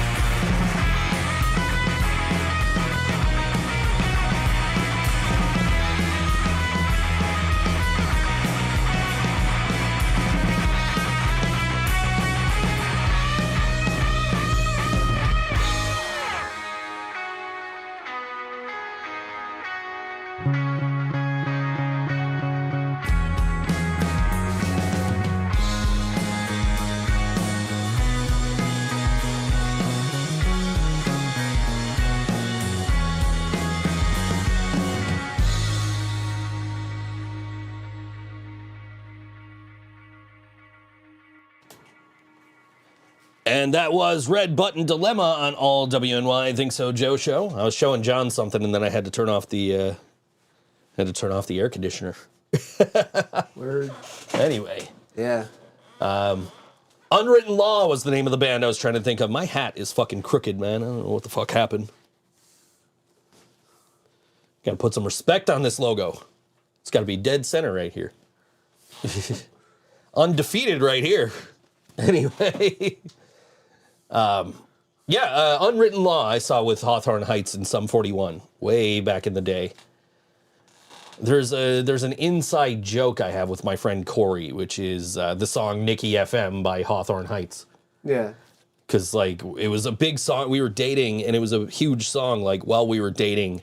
So it was always, and, like, we lived around the corner from each other, so we'd always be, like, going by each other's houses. And you got your car radio, so I'm like, hey, I'm outside of your window with my radio. And I just saw them very recently. I saw them, the Bomb Pops opened for them. Yeah. And I was like, I gotta go see the Bomb Pops. I don't give a shit about any of the rest of the bands. Have I heard that Taylor Swift is the NFL? Yes. Oh, man. I hope Steph shows up in the chat, honestly. Because I texted Steph as soon as I heard that Taylor Swift was at the Chiefs game. And she was there for Travis Kelce of the Chiefs. I texted her, I'm like, yo, so are you torn yet between your love of Taylor Swift and your hatred of the Chiefs? She's like, yes. So what, she's dating one of the Chiefs? Apparently she's dating Travis Kelce of the Chiefs. Dude, I gotta say, I had this conversation, Steph and I had this conversation. You know, it's just gonna be another song or her. I know this. Everybody knows this. I'll tell you, I had this conversation with Steph. Because I texted her and asked her, and I basically said that, you know, I can't wait to hear the song about him on the next album. And she basically was like, I was like, yo, good for him. Because he was like, he tweeted, like, yo, I came and saw you play at Arrowhead Stadium. You should come see me play at Arrowhead Stadium. And she came. I'm like, dude, I got to give this dude credit. He shot his shot. She fucking showed up. Me, on the other hand, I'm on Twitter talking about how great Natalie Imbruglia still looks after, 30 years after her big fucking hit single, right? And I'm like, I get no response. She's like, well, he's a celebrity. I'm like, so what? Because I'm a celebrity, I can't date a celebrity? She's like, I didn't say that. I said, no, you just basically said I'm no Travis Kelce. Anyway, his jersey sales are up 400%. This is true. This is true. His jersey sales are through, he's the number one selling jersey in the NFL right now because Taylor Swift came to the fucking game to see him play. Because he shot his shot, she showed up. That doesn't work for me, man. Of course, I never bother shooting my shot. You were yelling at me about that the other day. You're like, you should ask. I don't want to ask. You should. I still haven't. Son of a bitch. Get out of here. Anyway. Here's the I don't give a fuck about dating. I saw a thing the other day, right? Homie is a cheater. Hope he treats. Yeah. Somebody posted. I saw a video, and it was there's players on the Eagles named Kelsey and Swift, and their quarterback is Jalen Hurts. So there was this video somebody had where they were like the NFL predicted this, and it's Kelsey, Hurts, Swift. It's like, oh man, yeah. It's like I really there's gonna be a song about him on the next album. You can almost fucking feel that coming, right? I mean, but yeah. Anyway, but I don't give a. I don't know what he's doing. I don't give a shit about like dating or nothing like I really don't. I'm not. He had to. It wouldn't feel right if I did. He had to. It wouldn't feel right if I didn't. You know I gotta do that. I got a whole toolbox full of those in front of me right here. Yeah. That's what I was showing you. I made a toolbox of all like guitar repair shit. I got to get a bigger toolbox. I got to fit some more stuff in there. But anyway, you may not be Travis whoever, but I think you're way better than Travis what's his face. Yeah, thank you. I appreciate that. I saw this meme not too long ago, right? And it was like people who are okay being single, it's because they're healed. And it's like, yo, that actually makes that makes a ton of sense. Yeah. His band, Raymond's band's hoodies went up 100% because his girlfriend bought the first one. You can buy our hoodies at shop.livingbraindead.com. Anyway, but I completely agree with this meme. Like, when I was single before my last relationship, when I was single, I was fucking miserable. And like, then I got into a really good relationship that ended really well. It just ran its course. There were no fucking real problems. And it was like everything anybody should have out of a relationship, right? So like, I consider myself to live up to that meme. I'm healed, so I don't need to be in a relationship. I am perfectly content being on my own because I know what my fucking value is, and I know not to. Jasmine thinks I dodged a bullet. That could be one of two things that she's talking about there. But anyway. But anyway, my hat just looks crooked in the thing, and I'm trying to. Anyway, but yeah, like I'm perfectly like I know what I want, and if I'm not getting that, then I'm not here for it, you know. So like I'm perfectly content with being single. So like, even if so I'm not like in a rush to shoot my shot and be like. Don't make your eyes all wide at me, John, she says. And then she called me a true king. Yeah, I mean, I know what I want. And I'm not settling for any fucking less. So, it is what it is. So, do I want to pursue something? I don't fucking know. I don't want to talk to people. I don't want to have my fucking schedule revolve around people other than you. Yeah, but... I'm not good enough. I'm saying, no, you are good enough. That's why I'm like, yo, I already hang out with John twice a week. I don't need to hang out with anybody else. Anyway, so yeah, I mean, you're telling me, oh, you should pursue this, and I'm just like, I don't know if I want to. I'm not saying. I mean, you're saying if I don't ask, I'll never know, right? Like that kind of deal, right? So the worst I can say is no. Okay then. Yeah. Well, so I got to thinking about it, right? Because what I was telling you was like, yo, this person's a wrestling fan, and there's an AEW pay-per-view this weekend. Mm-hmm. But the problem with this, right, is she's also a football fan. The Bills are playing at 1 o'clock. Mm-hmm. Okay, so and my plan was going to be like, yo, why don't you come? We got the 100-inch screen, throw on one of your favorite movies, we'll watch the movie, and we'll watch the wrestling pay-per-view. Well, here's the problem. She's going to be watching the Bills game at 1 o'clock. I'm going to be watching the Niners game at 4 o'clock. The AEW pay-per-view is going to end at like fucking midnight, right? So what the fuck? She's just going to come over and she's going to hang out with me and you and watch the fucking wrestling pay-per-view, right? Like, and she's probably going to go home. So that kind of defeats the purpose. I feel like if you still lived, if Jasmine still lived there, I'd be holed up in my studio while she's across the house with the cat. That is true. That's happened a few times. However, you could have filled in for that first half hour if you were actually here. Sorry. It's all good. I was scrolling through my memories and I saw like Jasmine had a great day at my house making a birthday cake. I'm like, oh shit, it's Jasmine's birthday. I know, it's her birthday. It is happy. It is Jasmine's birthday, and I let her make the thumbnail for today's show. So I appreciate that because I was running behind on everything, and I was like, I don't know what the fuck I'm doing for a thumbnail. She's like, hey, Dad, can I make the thumbnail? I'm like, yes, you can. So I can't wait for your birthday. For my birthday, yeah. I can't wait. I can't wait for my birthday because I'm seeing Metallica the day before and 2 days before that. I just gotta have the fucking money because right now I don't have the money to pay for my fucking Airbnb. I need to do that. We made penis cookies and a cake covered in sprinkles that said fuck. That is true. That's exactly what she made. Is she? That's what she made for her birthday. You got a picture? Yeah, it's in my memories. Hold on, I'll pull it up for you. Let's see, memories. And then 10 years friends with Kaylee Just. I've known that girl for 20 years, but apparently 5 on Facebook. But yeah, we got fuck. That's the cake. Oh. And then the penis cookies. Oh. And then a cookie that says penis on it. Oh, okay. And I don't know if that's going to come up very No, clearly it's on not. there. No, probably not. I'm trying to. Oh, there it is. So you got that, and then penis cookies. Oh, and then I backed out of it. Anyway.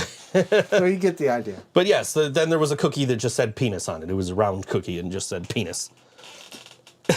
Anyway. Interesting. Yeah. That happened.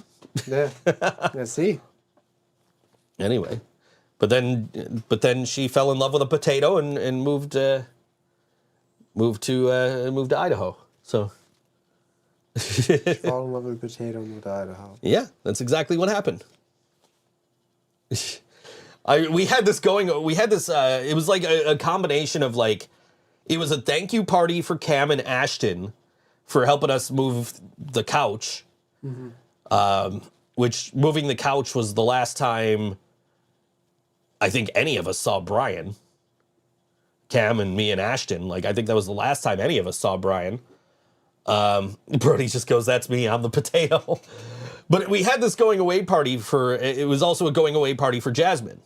So we had everybody over, Karina cooked dinner, we had dinner together.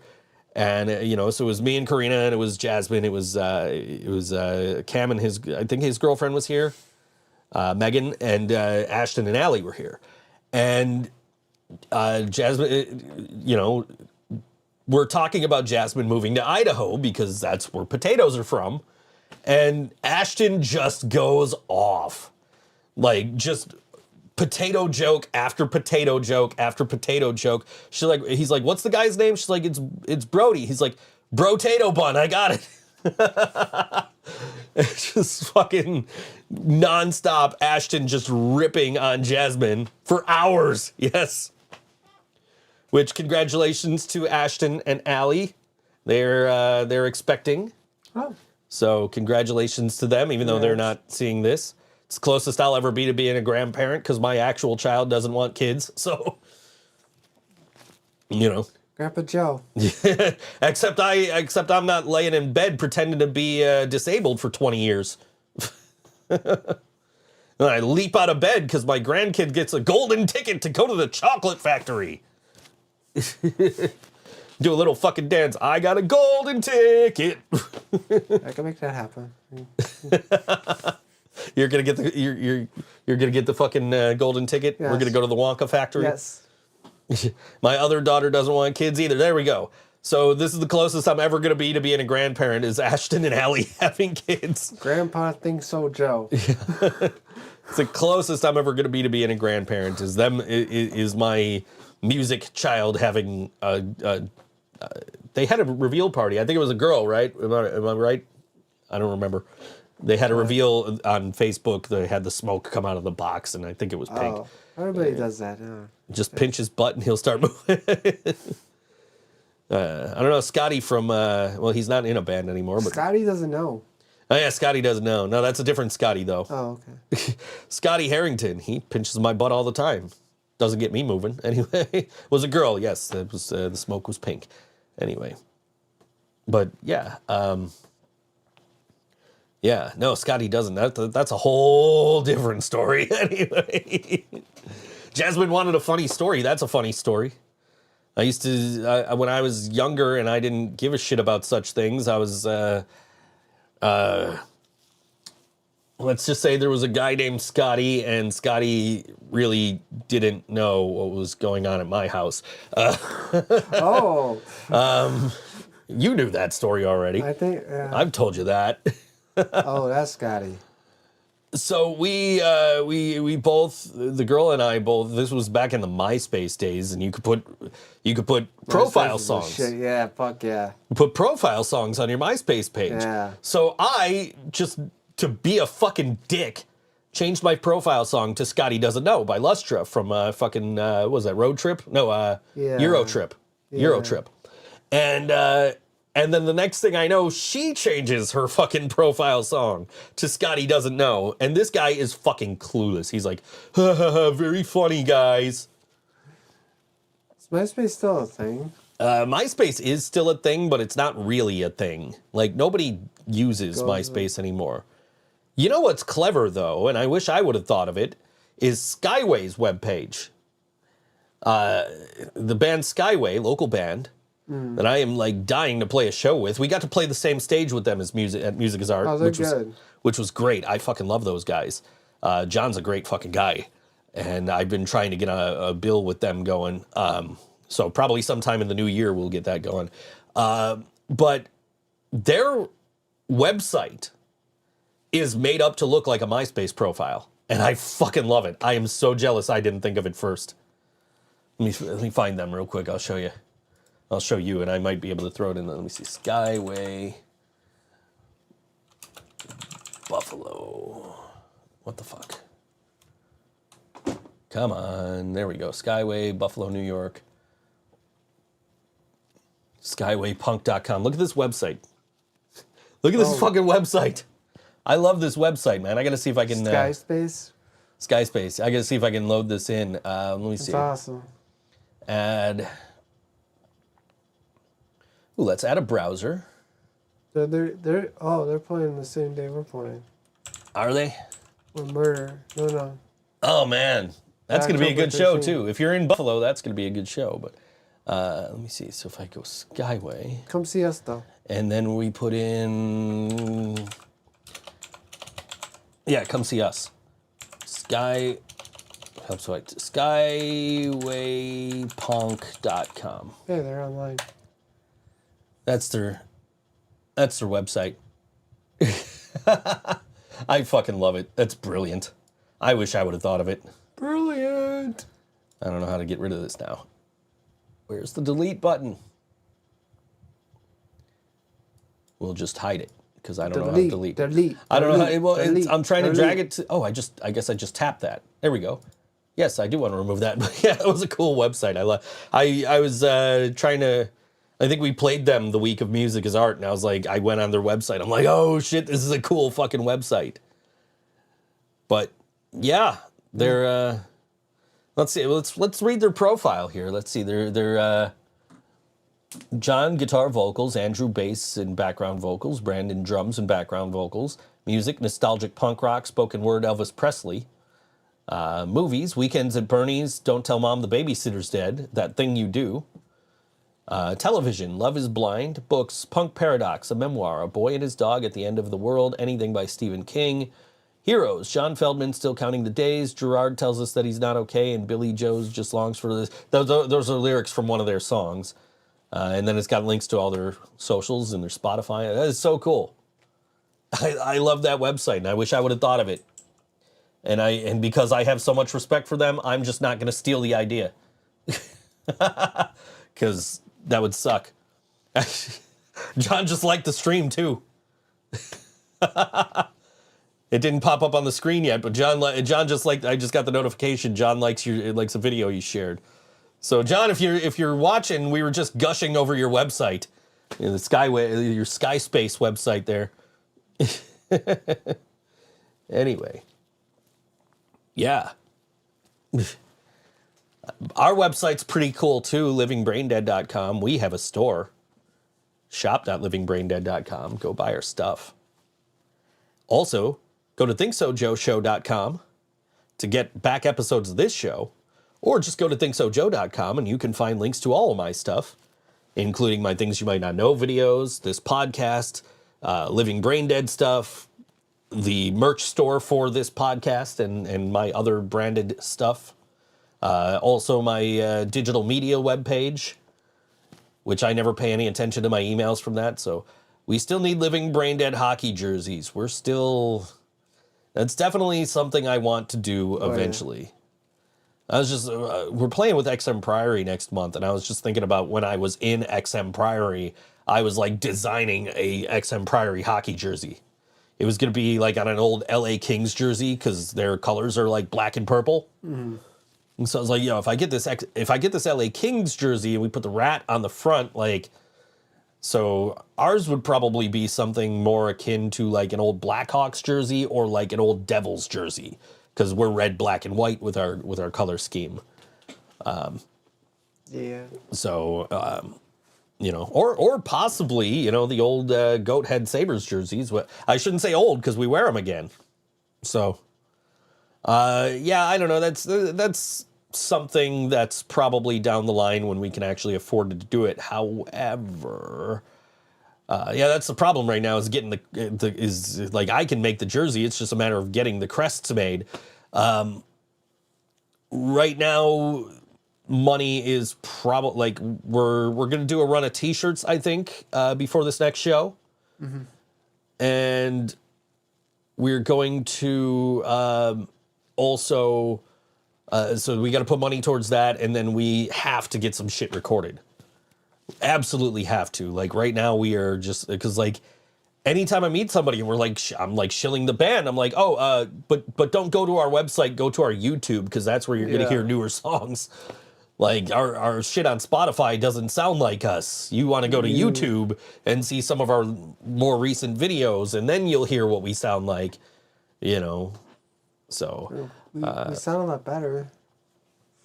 I think so. So Raymond wants to know what Hip Monarch song we're going to play later on in the show. Should I tell him, or should we just make him wait? Because it's not the next song. It's going to be the last song of the day. Mm-hmm.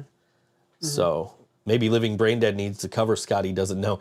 We, when we were having those issues with the practice spot, we were leaving the practice spot the one day, and this band of how old would you say those kids were? That were playing in the room across from us. They were maybe 16, 15. These fucking kids across the way from us, they're playing Scotty Doesn't Know. It's what do they know about that shit? I'm like, yo, I lived that fucking song. What do these kids know? That's awesome. They were really good. They were really fucking good. Yeah. Definitely. All the bands we played with, we practiced in that spot with, were really good. They locked us in. Well, unless that was a different band. No, that was the other practice spot. That was the other practice spot, and that was a different band.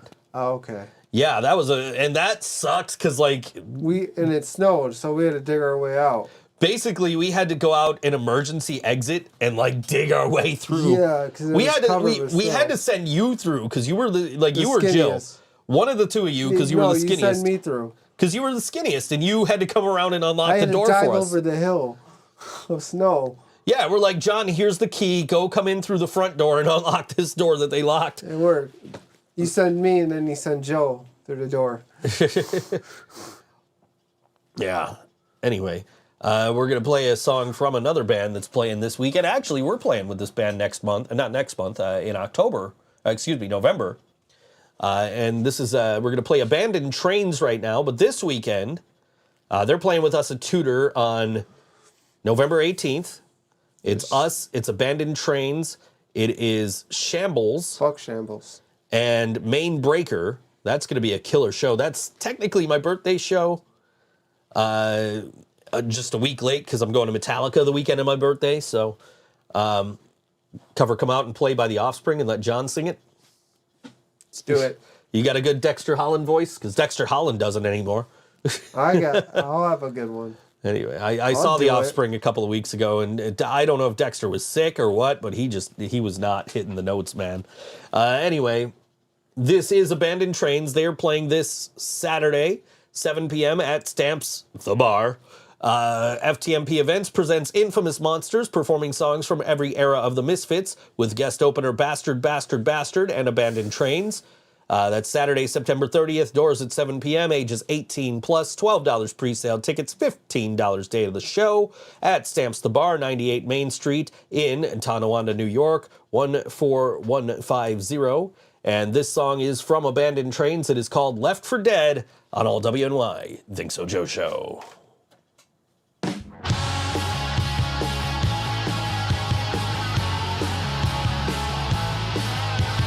Never expected it to turn out like this. Guns and knives, broken bottles and fists. Protesters beaten to bits. Riot cops and anarchists. And now we're left for dead. And now we're left for dead. And now we're left for dead. And now we're left for dead.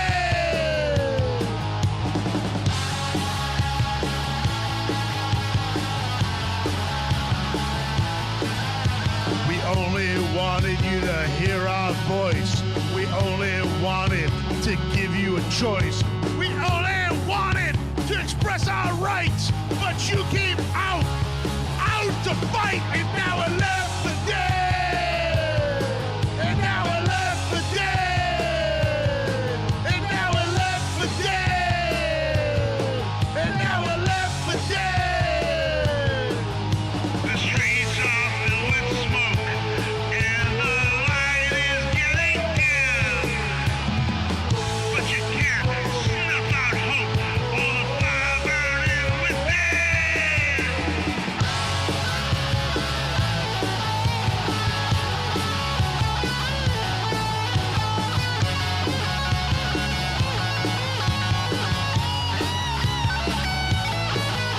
I never expected it to turn out like this. Guns and knives, broken bottles and fists. Protesters beaten to bits. Riot cops and anarchists. And now we're left for dead. And now we're left for dead. And now we're left for dead. And now we're left for dead. And now we're left for dead. Now we're left for dead. And now we're left for dead. And now we're left for dead.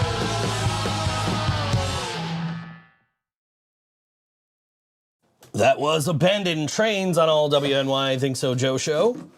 John asked me during the song break, he said, wasn't I supposed to read a book? So I got two choices for you, John. Oh, fuck. All right. I got two choices. They're easy books. Easy books. The first one, this is a book that actually got me started on collecting kids' music books. This is The ABCs of Metallica. No, fuck.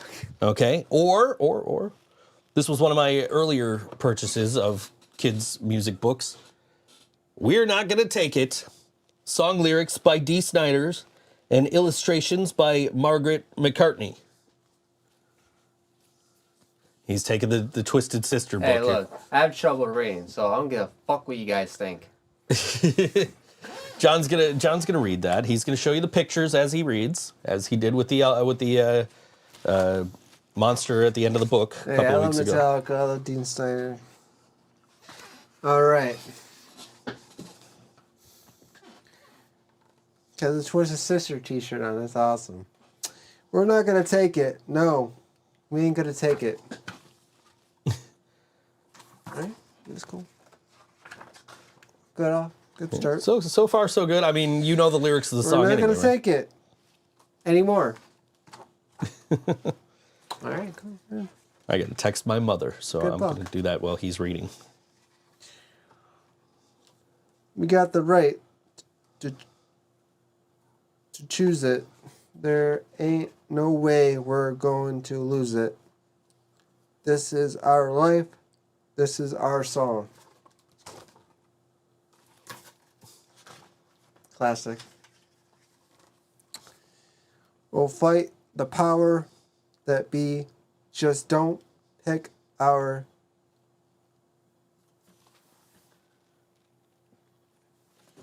Destiny. destiny. I thought that was right. Jasmine's messaging me to get off my phone and pay attention. Yeah, pay attention, motherfucker. I am paying attention. I have a thing I have to address because. Oh. No, I mean, no, not on the air. I was just saying. Oh. I had a thing I had to text my mother. You don't know us. You don't belong. We're not going to take it. No, we ain't going to take it. Right? We're not going to take it anymore. Oh, this is... Okay. Help me one. Oh, you're so... Condescending. Condescending. That's a big word for me. I know the lyrics of the song. I don't have to see it in the book. I know the song by heart. Oh, I should know it too. Your glare Your is, gall. Your gall is never ending. You don't want nothing, not a thing from you. I'm going to read this while he's reading that just to see if the words would have been easier. Your life is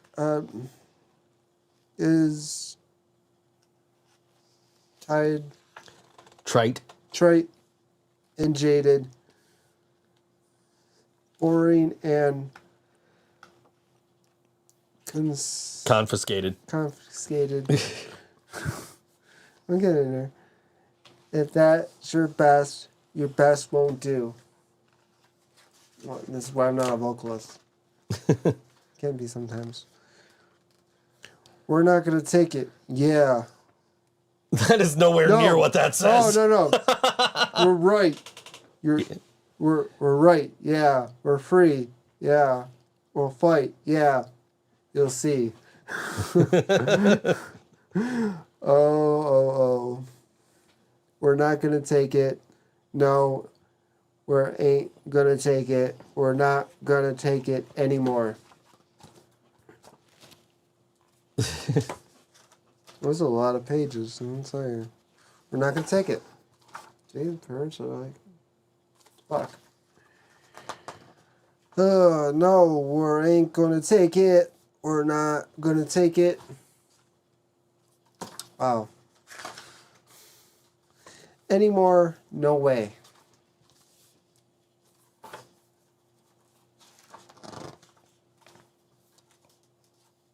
Whoa.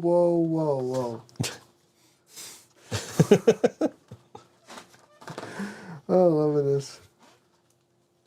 We're right. We're free. We'll fight. You'll see. Oh, I forgot to say, yeah. Oh, I'm getting good at this. Anybody watching on Twitter, somebody tag D. Snyder. Please. We're not going to take it. I hope D. Snyder sees this. I hope he does too. No, we ain't going to take it. We're not going to take it anymore. I sound so depressed in reading this. But I don't. I'm just reading. We're not going to take it. No, we ain't going to take it. We're not going to take it anymore. I think it just repeats. Like, no. It says no right there. Just. D. Snyder's judging try you, John. And make us. What do you want to do with your life? Want to rock. We're not going to take it. No, we ain't going to take it. We're not going to take it anymore. Come on. You all worthless and weak. You said it right there. This is still going. Now, drop down and give me 20. We're not going to take it. Okay, it just repeats and repeats. That's the end. Okay, good. There's my book. By the way, rest in peace, Cliff Burton. It was 1986 on this day he passed away. This is the Metallica. Was I able to read that? Oh, no, this would have been a much more difficult read, I Yeah. think. Cliff, the Major Ranger, they would say. So mesmerizing to watch every time he'd play, dressed in denim from head to toe, often with a Misfits tee, and a wild mane of red hair flying around for all to see. He played his bass like a master. His music was a gift to all. Among the greatest musicians in history, Cliff Burton will forever stand tall. He died on this day in 1986. So, Bus accident. bus accident, yeah. Okay. Jasmine. No? I don't think they're coming to Idaho. If they weren't the last time I talked to you about it, I don't think they're coming to Idaho. I'm seeing them in Detroit on my birthday weekend. John Johnson says, I think I just had a stroke. Listening to you try and read that book. Okay, look, I have trouble reading. So if you guys going to make fun of me for it, go right ahead. Because I don't give... And Raymond says he'd love our honest critique of the song. The problem is it's the last song of the day, so it's literally the last thing we play before we get out. We don't talk after the last song. So shoot me a message, dude, and I mean, like, I listened to it earlier. I listened to a couple of songs, and they were really, really good. I dug them. Like, definitely consider you're at what, Tudor, I think, right? So that's easy for me to get to. I might show up. Maybe I will. My plans for Saturday just fucking fell through, so I got nothing going on. That's why I've been on my phone, because I know if I ever want to go to Idaho, I got a place to crash. St. Louis Brenda's playing Idaho. We gotta play Idaho, man. We gotta get out there. We gotta get to Richmond. We gotta get to Boise. More Dreadnecks, damn it, The Dreadnecks are playing this weekend. I could have played them. They're playing Friday night, I think, at Nietzsche's. I think. Pardon me for being on my phone again. I'm verifying some information. Because I do believe the Dreadnecks are at Nietzsche's on Friday. We could have played them this week, but I wanted to, I try to get, let me see, Friday. No, that's, what the fuck? They haven't posted on their Facebook page since July. Let's find Grant's page then, because I saw somebody post something about the Dreadnecks playing Friday. After the Dreadnecks are finally be back with Sun on Friday at Nietzsche's in Buffalo. So Nietzsche's in Buffalo this week. The Dreadnecks are playing. I didn't pick them for this week because I didn't see their event page come up. And also, like, I saw Rad Ops. And I love Rad Ops. I've been trying to get on a bill with them. Abandoned Trains we're playing with in November, so I wanted to plug that Amy's Fest that's going on over at Amy's place this weekend, Friday and Saturday. And then a couple of other bands in Red Button Dilemma, who I don't think we've ever played on the show. I don't know if we've ever played Hip Monarch before either. So it was like, oh, here's some bands we haven't played before, and I like to get some bands I like to have a nice mix of bands that we're friends with and bands we haven't played before, just because it helps spread the word. When is John's Taylor Swift cover band gonna play?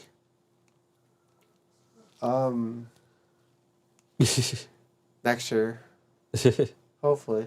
Hopefully, I was just listening to Taylor Swift the other day. I should have been working. But instead, I was listening to Taylor Swift and playing video games. So many good songs to choose to play. Honestly. Oh yeah, for sure. Yeah. Taylor Swift's a badass, dude. If I would have had the money, I would have jumped on the 1985 Taylor's version pre-order. Because I still want to get the one that just recently came out.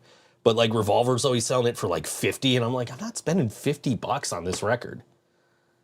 I can't justify 50 on a record, even if it is Taylor. Mm-hmm. I did just get this Bowling for Soup record. I paid like 30 for that though. I paid 50 for the Everclear live album, but I bought that at a show and I got it signed for $50. So I got to meet the band and tell them, oh, Brian would have loved this, and they were like, oh man, sorry about your buddy.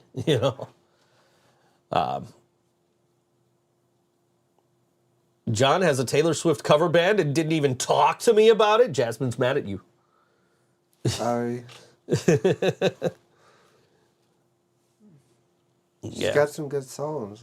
She does. And they sound so good as punk and metal. Yeah.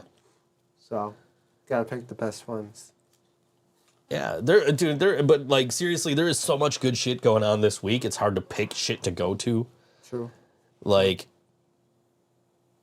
Jasmine says, "My goodness, the lead singer of Bowling for Soup got fat as hell. I didn't know." Yes, he very much did. He acknowledged it when we saw him last year in Pittsburgh. I had a bit of a Facebook interaction with Jarrett from Bowling for Soup. He called you out. He called me out. Because I called him out for their shows being, they play a song and then they talk for 5 minutes, and then they play a song and they talk for 5 minutes. And he just had an interview. He was like, "If you came to our show to listen to music, you're at the wrong show." And then he did a video the other day where he was like calling people out who always say that 1985 is a cover song, which it is. And I tell people this all the time. I do. 71. SR71 did the original. I tell people this, I think it's fascinating because you used to get shit like this all the time. In like the 60s, you would get an artist put out a song, and then 2 weeks later, another artist has already covered it, and it's a bigger hit. This would happen all the time in the 60s. You don't see that at all anymore. But don't they play Stacy's mom? Bowling for Soup? Do they? I don't know. Did they? Yeah. They do that too, and they... Free hookers and blow at the Hip Monarch show. He really wants me to come out to Tudor. He's offering me free tickets, hookers, and blow. Oh, shit. Anyway, but yeah, so he put out a video talking about, you know, we don't consider it a cover, we consider it a collaboration. Fountains of Wayne was the original artist for Stacy's mom. And then he had the guys from SR71 in his video, and they're like, "Well, I don't know, man, because my gold record says Bowling for Soup on it." And then they were like, "Congratulations on your success for your version, and also for this really good new version you have on your second greatest hits album." And I'm like, I didn't even know they had a first greatest hits album. So I saw this second greatest hits album. It's all re-recorded stuff because it was in response to the record company putting out their own greatest hits album that was not authorized, which was the same shit Real Big Fish did before they put out their own greatest hits album and their like re-recorded album. And I was like, yo, I gotta buy this because it has like some of my favorite Bowling for Soup, like Two Seaters on it, Ohio's on it, Almost is on it. It's a good song, and of course the first song on it's 1985. So I was like, they didn't have it in stock on their web store. They did, but it was like you had to pay like $60. But it was autographed. And I'm like, I don't really give a shit about that. Like, if I'm going to get it autographed, I'm going to get it autographed in person. Don't they had the original band that did this song in their music video? Yes. Yes, they do. So it's, you know, so I commented on Jarrett's post, and I'm like, dude, I'm one of those fucking people you're calling out who always says, oh, that's a cover song. But it's not to diminish anything that you guys have done with that song. It's more of like, people don't know this, it's useless trivia. So whenever I hear somebody talking about this, I'm like, hey, you know that wasn't an original, right? And it fascinates me, like I was saying, that like this doesn't happen anymore, where somebody releases a song and then later that same year somebody else comes along and has a much bigger hit with it. And like, well, the lyrics are different from what I saw. Very slightly, yes. Yeah, they Bowling for Soup changed the Bowling lyrics. for Soups is the better version. That's true. I like SR71s, but Bowling for Soups is the better version. And I do not begrudge them for all the success they've had. I just find it absolutely fascinating that in the same year that SR71 put theirs out, Bowling for Soup was like, hey, we could do that better. And did. And had all this success with it. And it is, to this day, one of their biggest songs. I'm sure they had asked permission. I'm sure. I mean, the guys from the fucking band were in the music video. Yeah, so of course. But you would get this shit all the time. Like Bob Dylan would release a song and then Jimi Hendrix would put it out and make it a bigger song like 3 weeks later, you know, back in the 60s. You don't see that as much anymore. So I always thought it was fascinating. I never looked at it as, this song's stupid, this is stupid because it's a cover song. Like, no, I absolutely don't begrudge them for what they have done with this song and made it their own and made it a huge hit, and it put them on the map, even though, Girl All the Bad Guys Want is like, which is a song that has been replaying in my head because of that person that I'm. Yeah, I ever heard from that. That song's been in my head lately because I'm like, do I invite this girl over to watch this wrestling pay-per-view? Because she's watching wrestling, creaming over tough guys, listening to rap metal, turntables in her eyes. Anyway, John saw Bowling for Soup live at Ozfest in 2005, and a lot of people wondered why they were there. That is an interesting. Ozfest? I've seen them on Warped Tour. Yeah, I've seen them at Warped Tour. Before that, I saw them with MC Lars. MC Lars, American Hi-Fi, and Bowling for Soup at the Buffalo Icon, which was an amazing show. That was my first time hearing, let alone meeting MC Lars. Lars was the nicest fucking guy. I met him again he played with the Aquabats a couple of years ago at Town Ballroom. And I saw him walking in the front door while we were all in line. I'm like, yo, it's MC Lars. And he turns and he looks at me and goes, you're cute. And I've got the record. It's on the shelf behind me, so I'm not going to go dig for it. But I've got the record that he was selling at his merch table. I went up to him like, dude, I want to buy your vinyl. He's like, really? I'm like, yeah, dude. Like, he's like, oh, dude, thank you so much. I'm like, could you keep it here for me, though, so I'm going to carry it around? He's like, yeah, dude, like, come back after the show. Like, so he's like, do you want me to sign it? I'm like, would you? I've got the laptop EP signed, and I think I have the Graduate signed, or maybe like This Gigantic Robot Kills. I got like two of his albums, two of his CDs signed. So I'm like, yeah, could you? And he signs it to Joe the Cutie. And I still have that record, and I cherish it because I fucking love MC Lars. He's like one of my favorite rappers. Jada Pinkett Smith was at Ozfest with her band Wicked Wisdom. A lot of people were confused. Well, that's like a metal band, right? So she'd probably fit better on there than Bowling for Soup. There was a Warped Tour Ozfest combination show. I forget the circumstances and where it was, but it happened one time. Both festivals were in the same city at the same time, so they just put them together. So you would have like NoFX and MXPX over here, and you would have like Pantera and fucking Ozzy over here. I don't remember offhand, but I remember reading about it. I don't know if it made it into the video or not, but when I was doing the Warped Tour Things You Might Not Know video, that came up in my research. So either check out that video or just look up the Wikipedia entry for the Vans Warped Tour. I'm pretty sure it's mentioned in there. Maybe that was why. Maybe those bands were like not supposed to be. Let me see here. I'm gonna pull up Wikipedia again. Research for the show, so it's okay. The last time was because my plans for Saturday were falling through. What the fuck was I looking up? Vans Warped Tour. Okay. I'm just trying to find this. New Zealand, 2 main stages condensed. Warped Tour travel to London. It's in here somewhere. Pretty sure it's in here somewhere. Kevin Lyman announced 28 Warped Tour. No. So I can't find it. I'm pretty sure if you look, it's in the it's on the the Wikipedia. Music lessons, receptions and controversies, sponsorship, activism and philanthropy, musical equipment, compilation albums. I don't know. Did you know, and this is in my video, my Things You Might Not Know video about Vans Warped Tour. Should play more music and give your opinions on it. We should do that, maybe. Anyway, but did you know the original sponsor for Vans Warped Tour was for Warped Tour was not going to be Vans? No. It was not. You will never in a million years guess who the original sponsor of Warped Tour was going to be. Nike? No. Reebok? No. Wasn't a sneaker company per se. No.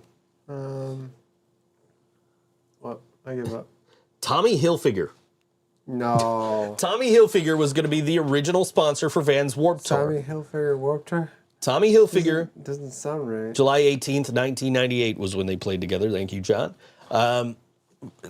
Yeah, originally the sponsor was going to be Calvin. No. Calvin Klein, not Tommy Hilfiger. Calvin Klein. Sorry, that's my mistake. It's in my Things You Might Not Know video, which I put out in 2018 before the last Warped Tour. Anyway, yeah, it was supposed to be Calvin Klein, but the day that Kevin Lyman was supposed to meet with Calvin Klein's representatives, there was like a huge snowstorm that prevented them from getting together. And as fate would have it, Vans was like, hey, you know what? We want to sponsor this. And they had this great working relationship for, 20 years or whatever. But it could have been a way different thing. It could have been Calvin Klein Warped Tour. Horrible. Yeah, that's all in that's all if you look up my channel, Things You Might Not Know. If you go to ThinkSoJoE.com, you can find the link there, and it'll be on the channel. But yeah, the Calvin Klein Warped Tour. Horrible. Almost it was a thing that almost happened, but did not. I'm glad it didn't. Yeah, I'm glad it didn't too, because Vans is a. I still wish there was Warped Tour. I wish there was too. I would be there. John wants to know if either of us have ever been to Ozfest. I have not. I just haven't. I wish. I haven't. I also wish. wish. I've never seen Ozzy. Up until this year, I never saw Pantera.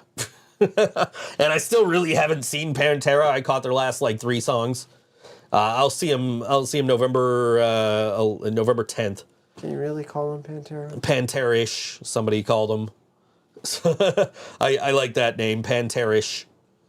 John went to 99, 01, and 05 Ozfests. I never went. I was a Warped Tour guy. I was at all these Warped Tours. And that just started in 99. I started going to Warped Tour, and I didn't go as much once they moved out to Darien Lake from LaSalle Park, because LaSalle Park was easy to get to.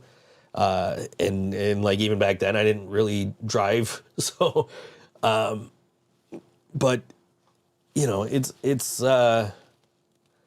it's not bad. I loved Warped Tour. I watched, they had the Ozfest. I don't think it was a live stream, but they had an all day thing where they were just showing bands all day on pay-per-view, right? And at the time, we had a cheater card in our satellite box. Mm-hmm. This was in 2000, and I know this because I watched the entire all day WrestleMania thing for WrestleMania 2000 on that thing. Yeah. But they had this Ozfest thing that was on all day, and I watched that. So I saw that, but I've never actually been to an Ozfest. So, but I'm so glad I got to see some of the bands that I've gotten to see, like Pantera, not really. Coil was a great live band at Ozfest. If you want to call this Pantera and really feels problematic and all that, I get it. But it was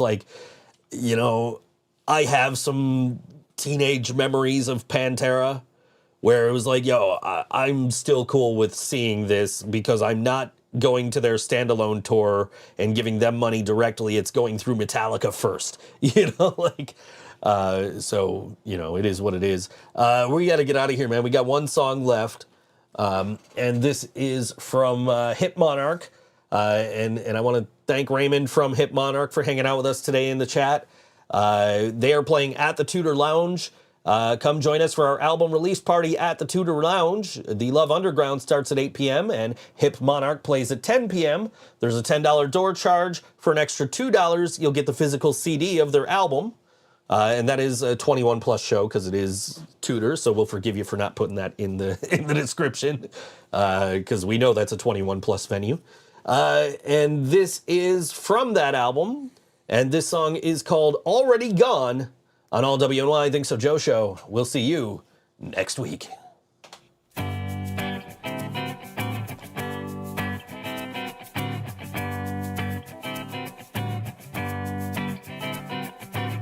I'm gonna live it like it's my first time. I got no worries and I'm feeling fine. Who needs rhythm when you got a rhyme? So won't you be my partner in crime? Sick to wrong to make right, yeah. That's what you said when I left last night. Out of my mind, I was out of sight. I said I wouldn't, but I think I might, and I know I will. Try if you can to stop me still. And I'm feeling strong. You think that you got me, but I'm already gone. I'm already gone. I'm gonna kill like it's my first crime. Focus forward cause you can't rewind. Stop looking and you just might find an angle where I might align. You never make a thing right, yeah. To lose the war just to win the fight. I'm feeling so high that I might take flight. I said I wouldn't, but I think I might, and I know I will. Try if you can to stop me still. And I'm feeling strong. You think that you got me, but I'm already gone. I'm already gone. Already gone, yeah, yeah, yeah, yeah.